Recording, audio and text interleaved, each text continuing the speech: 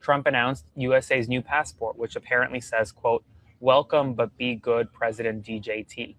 Anywhere from 20 to 30,000 of these passports, potentially more, will be printed as part of celebrations for America's 250th anniversary. As you can see on the side, on the right side, it says United States of America with gold 250. Above it is a picture of the framers signing the Declaration of Independence. On the left, you have President Trump over what appears to be a desk, potentially the Resolute desk in the Oval Office, his signature underneath.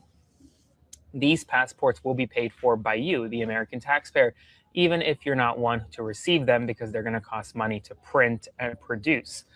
About 30,000 of them, I believe, only in the Washington, D.C. passport office, although knowing this president, anything could very well change. And when we talk about taxpayer dollars, we talk about money that American taxpayers are paying into the system. Part of that goes to the National Park Service. But we're learning today that with all the struggles at the National Park Service, there have been cuts made to various national park programs, including but not limited to employees working for the Park Service. And well, what do we pay instead? We paid for the marble that went outside of the Oval Office. The pathway that connects the White House residence to the Oval Office has now been paved in Tennessee flagstone. Every president since Harry Truman made the 45-second commute without complaint until Donald Trump.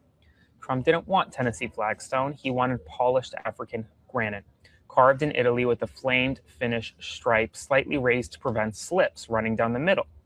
He told reporters back in March that it was paid for by him. That wasn't true. Budget documents for the National Park Service obtained by The Atlantic shows that the walkway replacement cost anywhere from about $689,000 for taxpayers, and is part of a $1.3 million project that included repairing adjacent stone and masonry and providing new hardware for nearby doors. A year earlier, in a separate rush project at the request of the President of the United States, the Park Service spent $347,000 to remove and replace the stucco on the colonnade wall, a project that cleared the way for Trump to affix the gold plaques and frames of his predecessors. Well, it comes at a time where the National Park Service is struggling.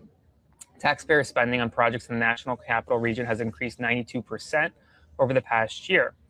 For the National Park Service, that's led to parks having to cancel needed repairs, slashing their budget, and operating with fewer employees. One of those projects is the Great America State Fair, and well, today it's not doing so hot. This is what folks going to the Great America State Fair say. They received $27 for this burger. Food Hall at the Great American State Fair has lost power. All of their ice cream melted.